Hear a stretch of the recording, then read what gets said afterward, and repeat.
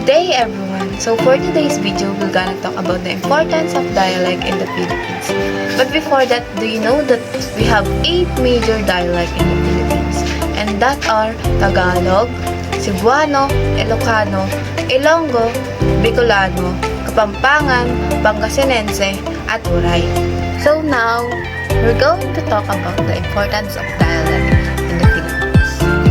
Dialect plays a significant role in the Philippines for several cultural and social and historical reasons because dialect help preserve the unique traditions, customs, and stories of various ethnic groups.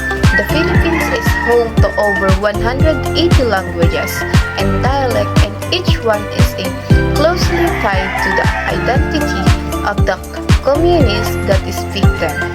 They carry oral histories, folklore, and cultural expression that will be lost if dialect will disappear. Like in linguistic diversity, because the rich diversity of dialects reflects the geographical and ethnic dialect of the Philippines. Different regions and islands develop their own languages and dialect, contributing to the country's multicultural landscape. This dialect fosters a sense of belonging and community among local speakers.